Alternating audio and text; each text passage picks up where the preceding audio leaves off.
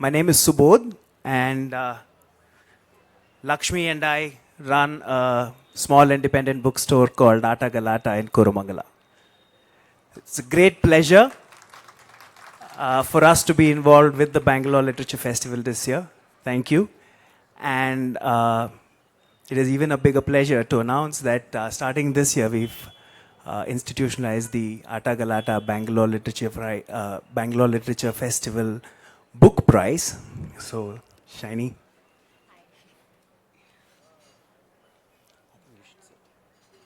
Yeah, please go right ahead. I think you have to sit.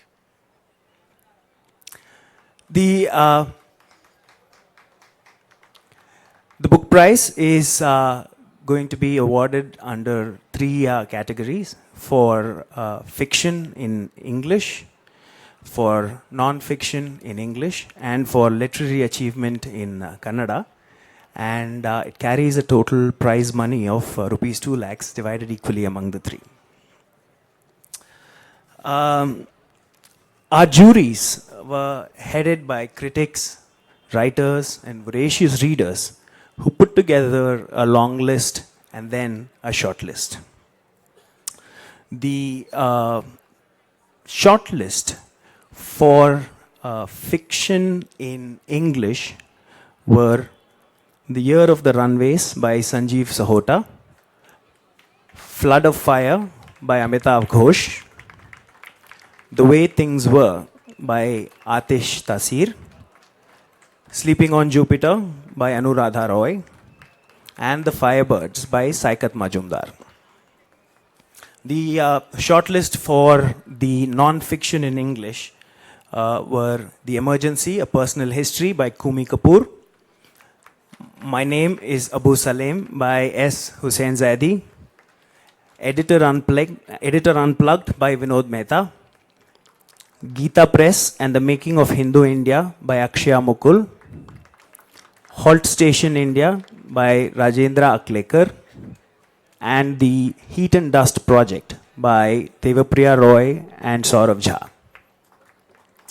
In addition to this, the award for literary achievement in Kannada, we decided to, go with a single award that would honor an author who has made significant contribution to the language. And the jury that included people like Sri Vivek Shanbag, Ms. Usha K.R., and Harish Bijur, who need no introduction. So, may I invite Usha K.R. on stage to say a few words about how the shortlisted books.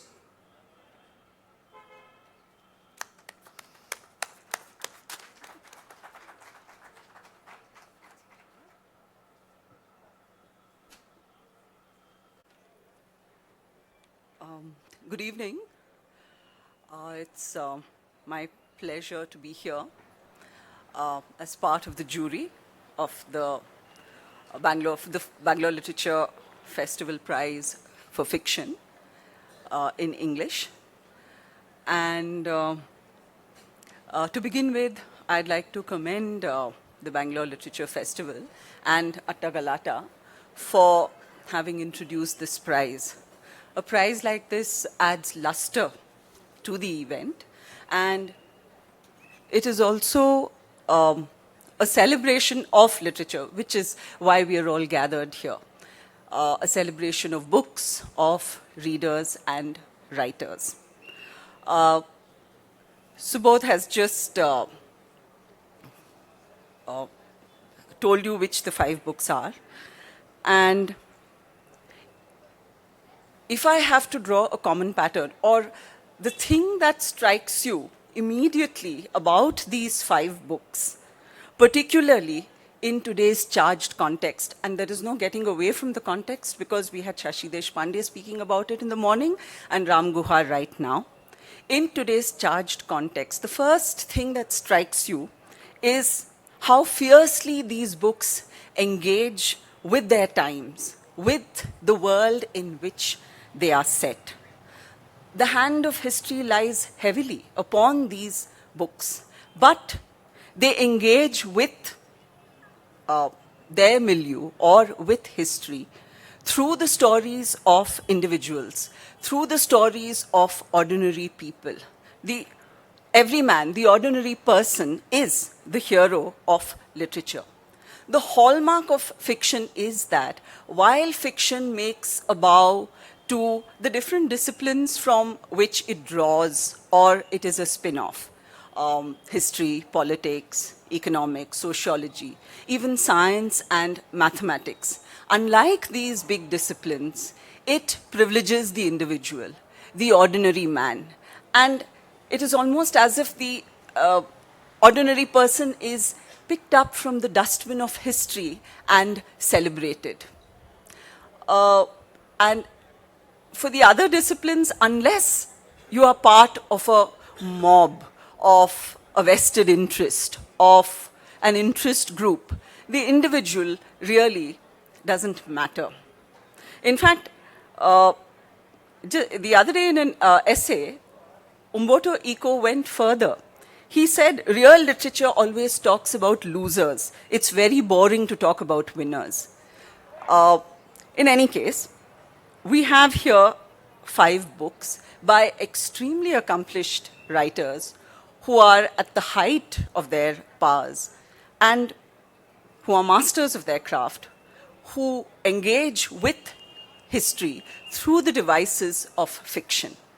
So you have excellent stories and strong characters, complex plots, well-chosen detail, and you have an exploration of the riches of language. The pleasure that a well-constructed sentence can give you is something that lovers of literature know.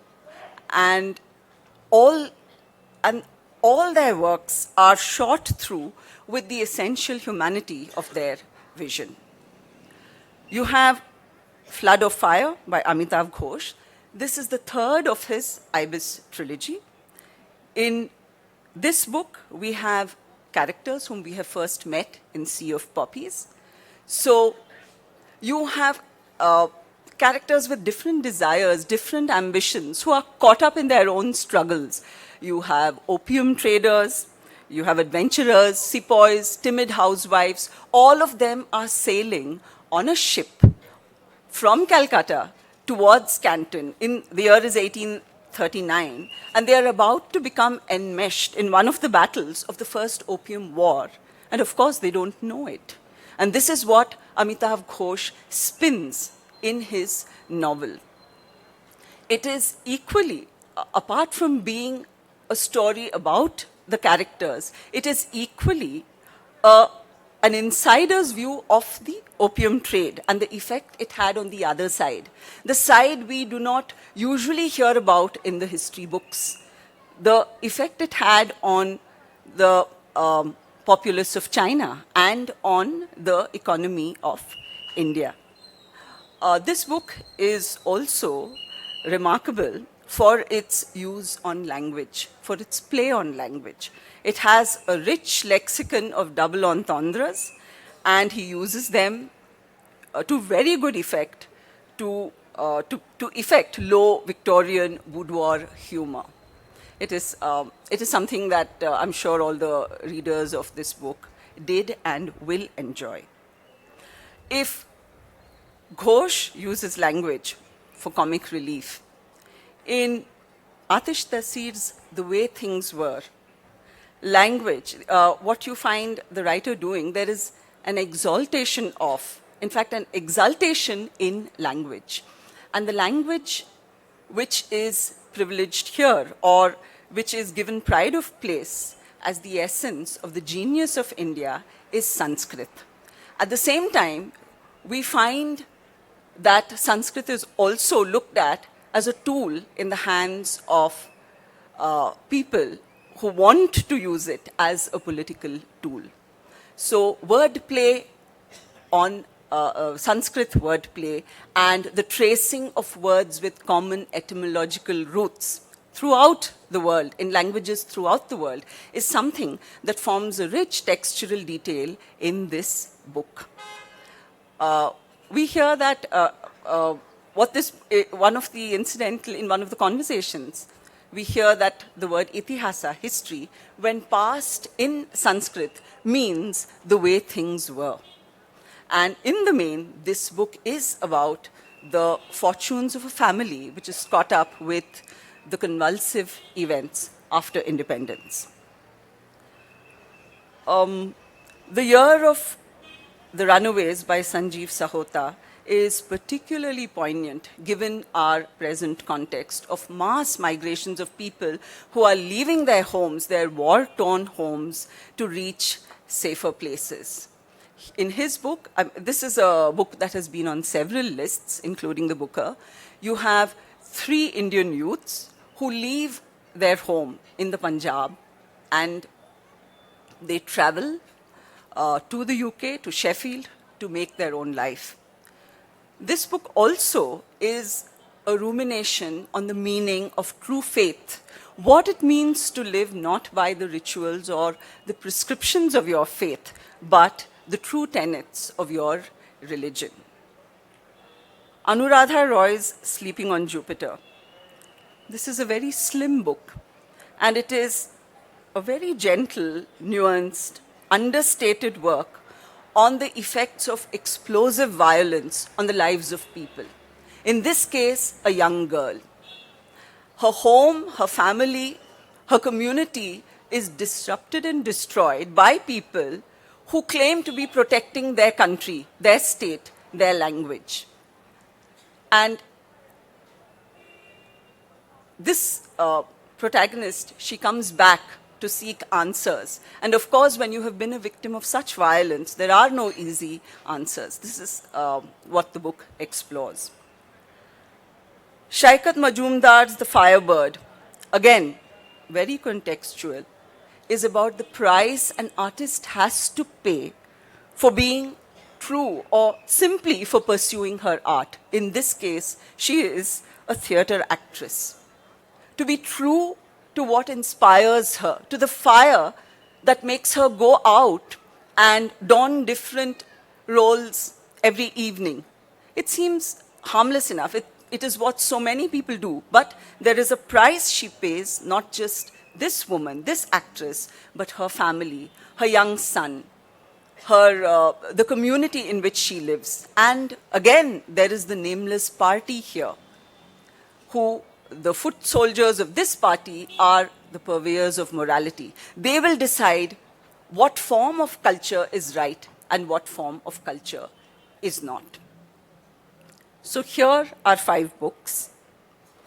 And when such accomplished books reach the shortlist, the prize is up for grabs. Any one of them can be the winner of the prize.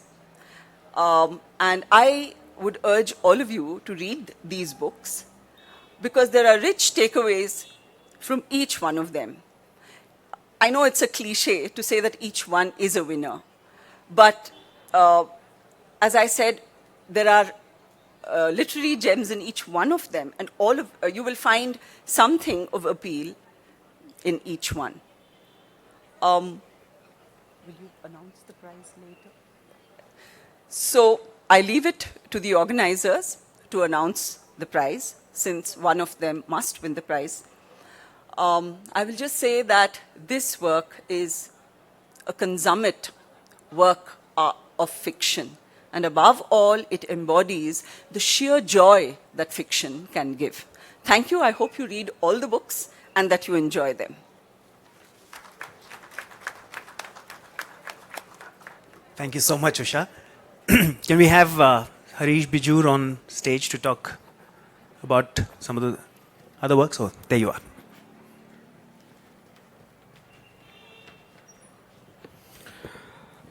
First of all, it's an absolute pleasure being here at the 4th BLF. And I think I wish to congratulate the trio of directors for pulling it off, and of course all the evangelists who have supported it, despite all the cloud of controversy that has occurred. But as I've kept saying, I tweeted out the day the controversy broke out that, this is a literature festival. If you must fight with words and not without words. Having said that, as a foundation, I just want to go and talk to you about the 60 days that I spent with 6 books, 21 flights, and 6 minutes. Each of these, I started with Kumi Kapoor and The Emergency, A Personal History, and I enjoyed myself, thoroughly immersed in it.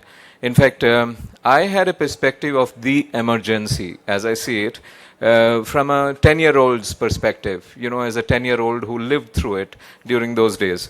This book actually made me grow up, and I think, I enjoyed it thoroughly. I'd recommend it wholeheartedly for each one of you to read it. Vinod Mehta, the consummate Vinod Mehta, editor Unplugged. I think I loved this as well. It was quite a contrast to me from Kumi. I love the salacious bits with Vinod Mehta, and Vinod Mehta is quite good at those, so I would urge you to read that as well. It was a complete media view, and it was good fun. The third book that I went through was Halt Station India, a reasonably unique book because it was all about, the first railway track that actually was set up in India, and somehow the Mumbai track, the Bombay track, got the honors on this. We were of course told, there are plenty of trivia in this book, and it tells you what an evangelical task it is to put together a railway system for a country as large as India is. So we were really talking about the first railway track, and apparently Kolkata lost out on it, fundamentally because the ship which was carrying the locomotive for the Kolkata track was sunk by an errant captain. So I think, those who claim Kolkata was at it, I don't believe Kolkata was it. And, Rajendra Aklekar actually clarifies it to a great degree of advantage. A romantic tale of sorts. Then came S. Hussain Zaidi, and I think my name is Abu Salem. This was an exciting, fast read. I went through the book in about an hour and a half, I think.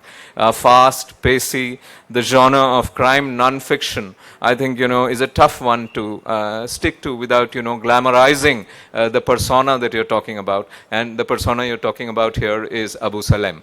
And I think the author has done a fantastic job on that. Fast, pacey, factual. The next book that I read, the 5th one, was the Heat and Dust Project. Okay, the broke couple's guide to Bharat, as they call it. A young couple who actually took to the roads, left their cushy jobs, took to the road and said that every day I'm going to spend 500 rupees and I'm going to be on track. And within 500 rupees, I need to live. I need to have a room, and nearly 300 goes for it, and the next 200 I have to live and survive. I think they've done a brilliant job at what they've said. Two narratives, two contrasting narratives marrying one another, just as the couple are. And I think, the book made me feel, hey, listen, I could have done it. That usual thing when you go to a restaurant, your wife tastes a lovely dish and says, I can make it at home. She's never able to make it at home, but what the hell, I also said the same thing. And I just went on and on. I loved D, as Devapriya is referred to in the book, and I loved Saurav, who's referred to as S. Of course, one narrative I really liked, and I would pit my vote for one narrative, but I'm not going to tell you who that is, because the couple is married. So the next one, and finally, the last book that I actually read, it took me a long time to read because I immersed myself into it thoroughly, Gita Press and the Making of Hindu India. And I think this was Akshaya Mukul at his best. And I think, we are really talking about Gita Press, a Gorakhpur press, which is well known for its 72 million copies of the Gitas that it has propagated through India. Okay, till 2014, I was told. And Kalyan magazine, which has an English version as well, a very percolated magazine, 70 million copies of Tulsidas sold in India, religious literature, and 19 million of the Puranas and Upanishads. I think we're talking about all of this. The book is very painstakingly done, very, very original as far as I'm concerned, a very unique subject, a very unique topic that contrasts the Marwadi families of yore with the typical Hindu families of yore. And one talks about, different things which gives us a context of the word Hindu as it has emerged today. And I really enjoyed reading it, reading about the entrepreneurs, the editors, the ideologists, and the fanatics, of course, each one of them. early Hindutva mindset, how was it created, how was Hindutva created itself, and I think the early seeds of it, the way it was planted out of this Gorakhpur press. Little known Gorakhpur press to a lot of people. I really hadn't heard of this, but then, when I read it, and the story of H.P. Podar and co., I think Akshay Mukul has done a brilliant job on this. It's a 429-page must-read, and of course, the appendices are about 120 pages, so you can imagine what a painstakingly put-together book this is. And I think it talks about Hindu thought, and it talks about propaganda, it talks about, agenda. And I think in this day and age, when Hindu, the word itself, is out there, Hindutva as a movement itself is up there, I think, these are interesting pages to read. I've enjoyed all these books, all these 6 books, and I think finally, very grudgingly, I had to decide on one of them between 2 very close contenders. I'm, of course, not going to tell you which that book is. The organizers will. Thank you.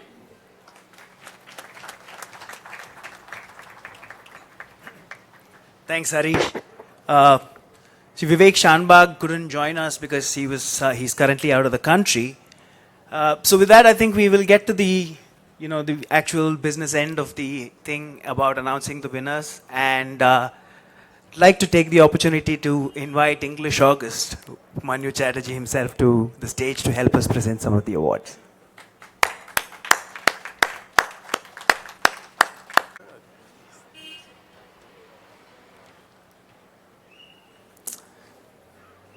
So the first award we'd like to announce is for the Atta Galata Bangalore Literature Festival prize for literary achievement in Kannada, and the first ever prize goes to Pratibha Nandakumar.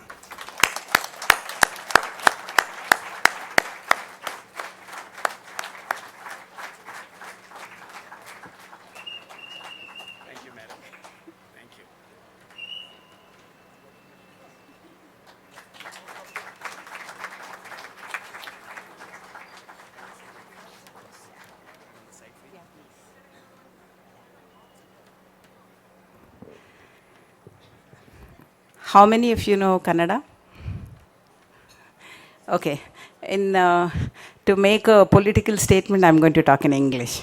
Because I got this award for Kannada literature, my contribution to Kannada literature. And there are a few things I need to talk, but I'll keep it very short, very, very short. A.K. Ramanujan was called the hyphen in the Indo-American, So in Bangalore, there are a lot of layers, especially if you're talking about language. And for the past 40 years, we have been talking about it, how Bangalore is in layers and they don't meet, And I write a column in Bangalore Mirror, and they gave it to me. They asked me to write a column because they wanted to reach out to the Kannada people who don't read Kannada, but who would read that in English. Writing in English for Kannadigas who don't read Kannada. That was the brief given to me. So, and it was called the Spotlight on Kannada Culturescape. So I am writing about the Kannada Culturescape for people who don't read Kannada, but who may want to know about Kannada. And every time you talk about Kannada, or for the first Bangalore Lit Fest, a reporter had asked me about my opinion on this, and I had told her that the local writers were neglected, and it was reported. When I meant the local writers were neglected or put aside, I meant the other language writers, not just Kannada. There are excellent Tamil writers who Bangalore is home to good Tamil writers, Telugu writers, Sindhi, Marathi, Urdu, Kodava. There are a lot of writers who write in different languages who live in Bangalore. And we have in Kannada, we have multilingual poets meet, and it's very common for us. But the Bangalore Lit Fest had completely ignored that, and that was what everybody was talking about. But this time something else happened, and you know what really happened. But I want to tell you that of all the literary festivals that I have been to, it's the same. It's not that you are noted for one particular language that you write. So you're always introducing yourself as I belong to this language and I am a writer of this language in English. And when I said this, that in the Kannada language festivals that happen, they never invite the English language writers. Shashi Deshpande, you know, she's the daughter of Sriranga. But still, you know, she's never a part of us in the way that they were expecting you to make them the part of this festival. So we have had very strong arguments, debates about this. And there are a lot of things I wanted to say, but because I'm taking too long, I just want to read a short poem and close it at that.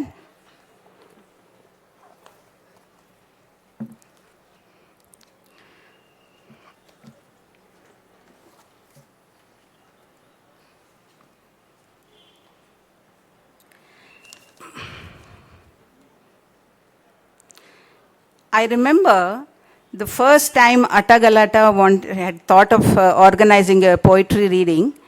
They called me because I was a Kannada poet, and they wanted to involve the Kannada community into their bookshop.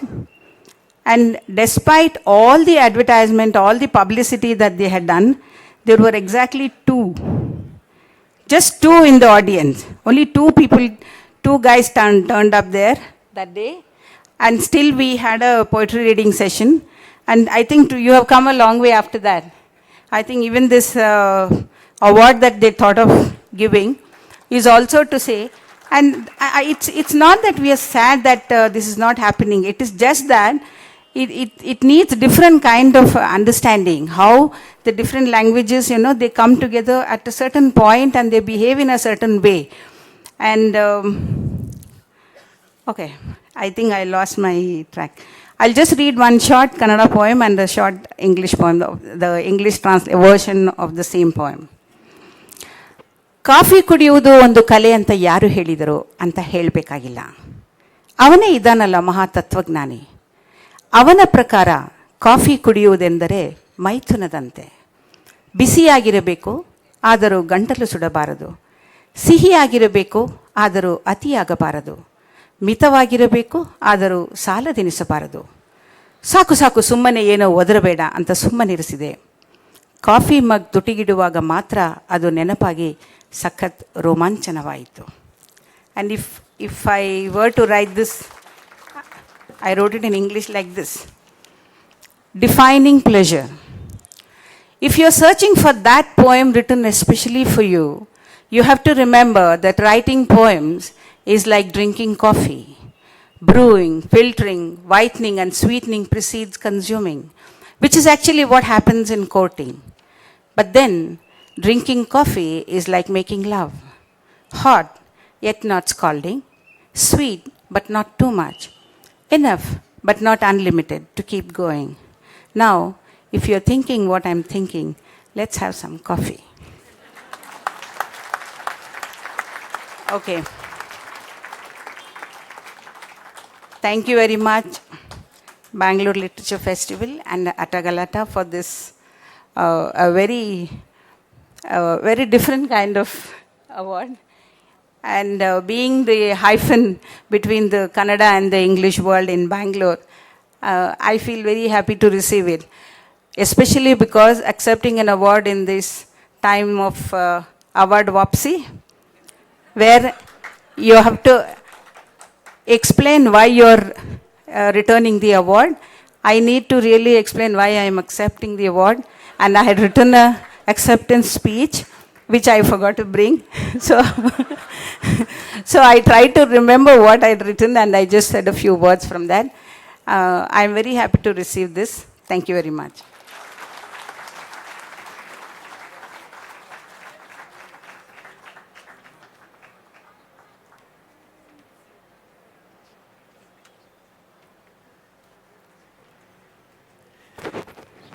Thank you very much. I want to take the opportunity right now to talk a little bit about the award itself. This was something that we got very excited about, and we actually have made an original sculpture for this, something that we call Beyond the Words, which we hope conveys how thoughts often precede their publication into words by writers. The next award, the Atta Galata Bangalore Literature Festival Prize for Non-Fiction in English goes to Geeta Press and The Making of Hindu India by Akshaya Mukul.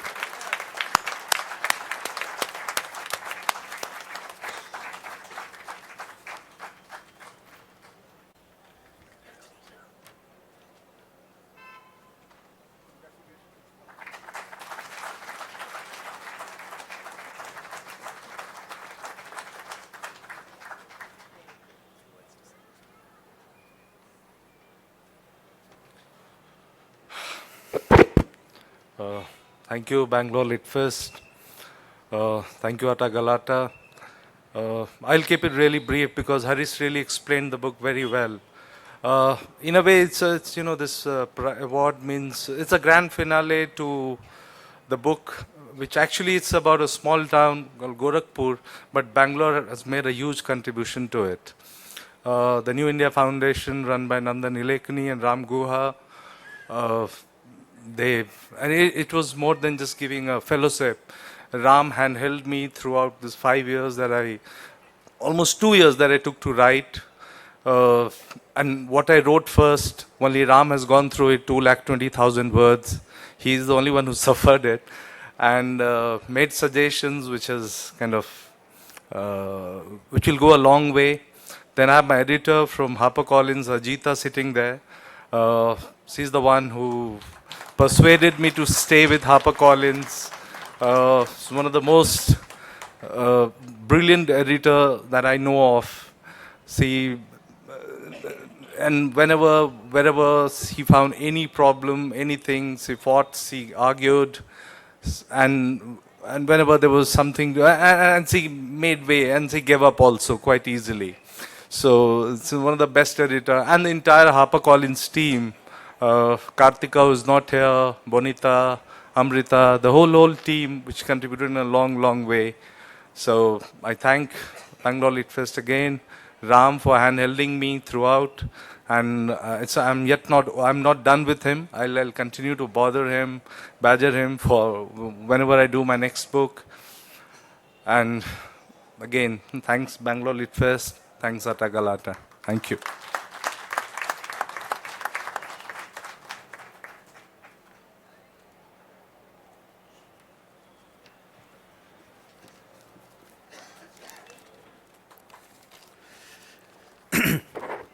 And the Atta Galata Bangalore Literature Festival Prize for Fiction in English, The Way Things Were by Atish Tasir. So Atish is currently out of the country, so kindly request Mr. Vasant from Pan Macmillan India to come and collect the prize on his behalf.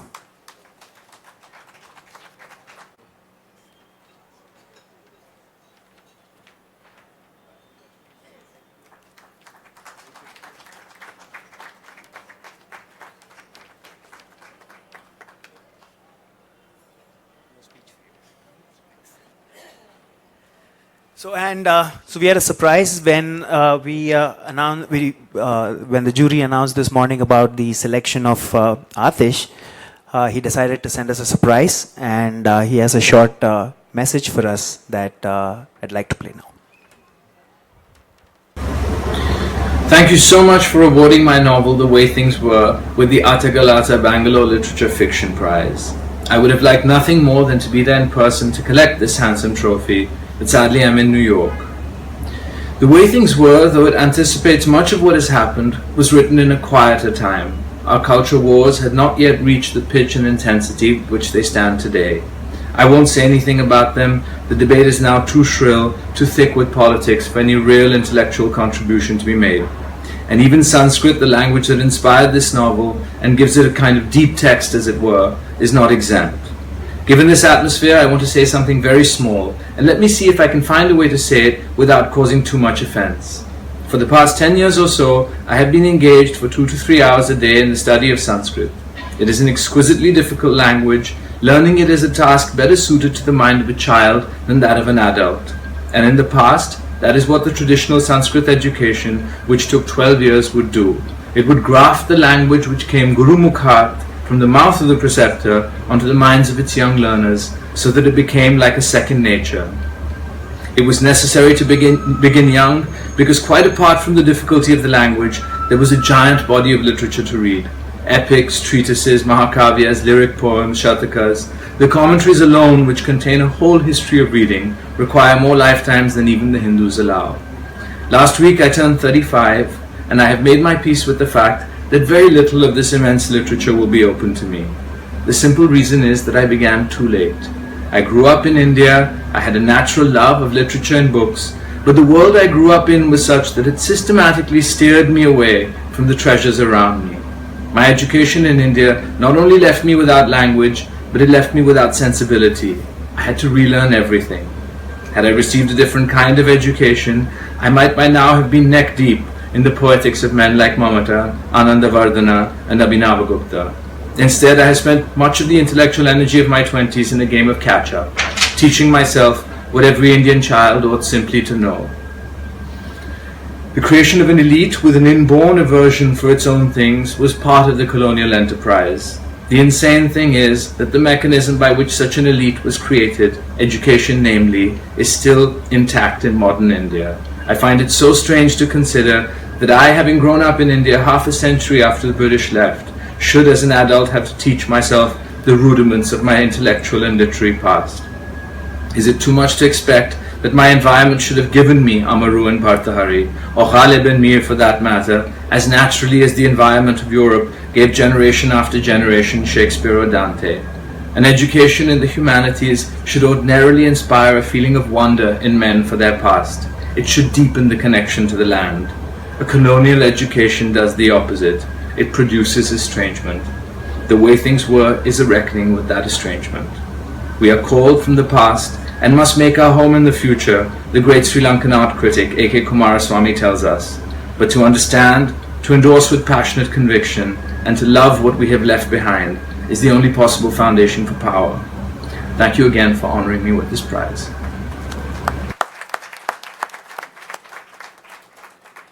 So to conclude, I'd like to thank Upamanyu for agreeing to hand over the prizes. And thank you, Shiny, and the Bangalore Literature Festival once for giving us this opportunity to partner with you. Thank you all. Good night.